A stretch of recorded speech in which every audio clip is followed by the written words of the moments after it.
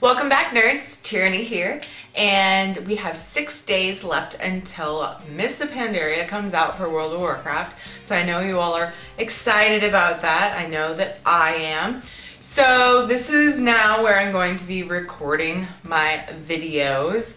May turn the camera the other way. I don't know. I'm trying this out. We'll see. I don't know about how the lighting is and whatnot, so I'm gonna have to compare this video with my other videos. But I hope it doesn't hurt your eye holes, as my brother would say it, and it's not hard to look at. Like, I'm kind of pale looking right now because of the light, but you know, I'm pale. So this is me. This is really me.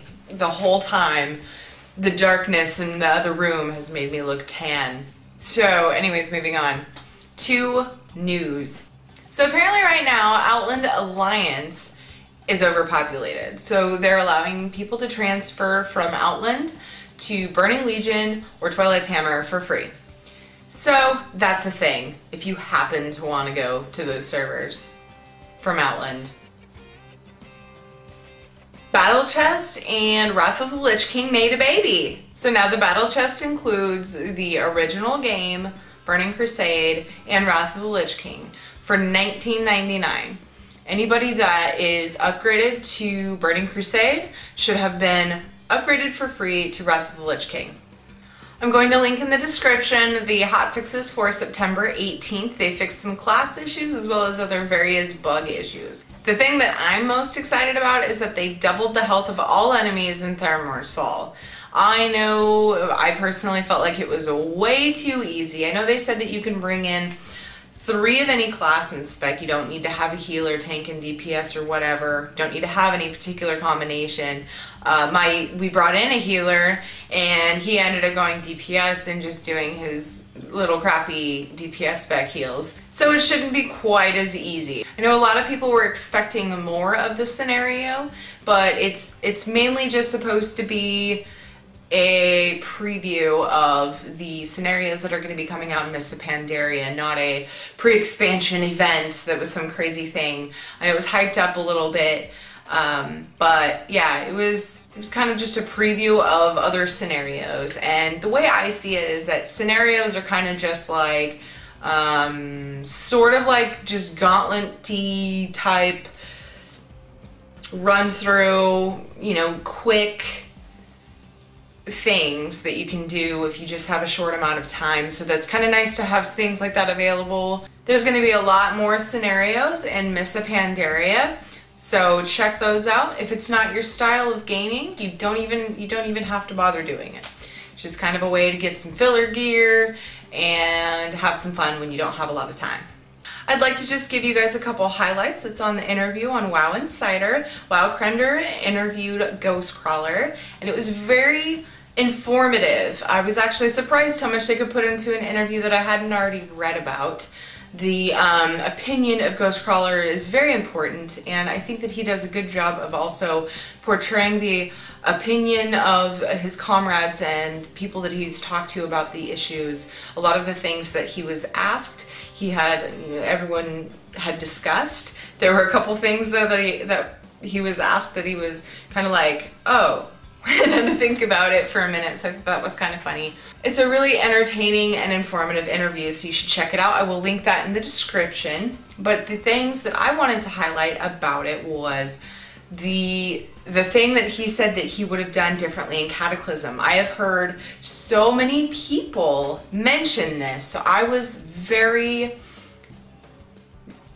somewhat surprised, yet not at the same time, to hear that Ghostcrawler feels this way about Cataclysm.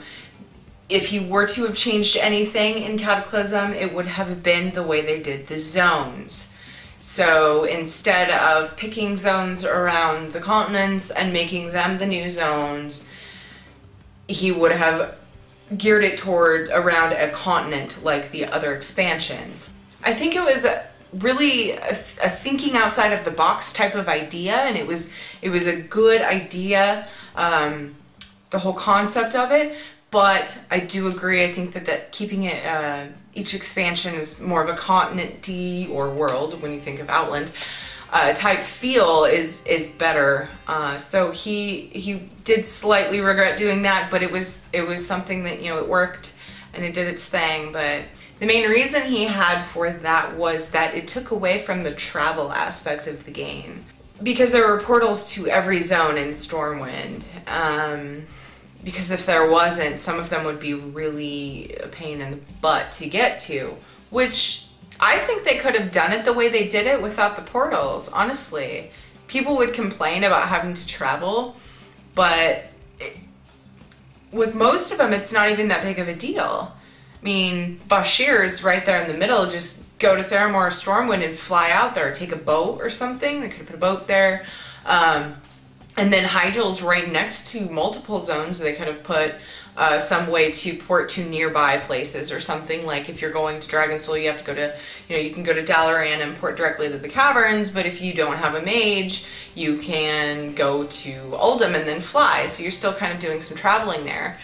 But yeah, so I thought that was interesting that that was his biggest thing that he would have changed about Cataclysm. So now with Mists of Pandaria, we're gonna have a big continent to explore, and as he said it, it'll be the place where the big bad boys hang out. So that's us, people with 85 pluses. Another thing they talked about is cross-realm zones versus emerging zones. I definitely agree with him. The first thing that I thought when I heard they were doing merging zones instead of merging servers was, well, wouldn't it just be easier to just mush low pop servers together? And you know, that's what everybody assumed they were gonna do before this talk came about. But then, you know, listening to him talk about it and reading up about it in the past, it makes so much more sense to do the zone thing, because they can pick and choose what zones are higher, you know, higher pop than they would be if it was just one server.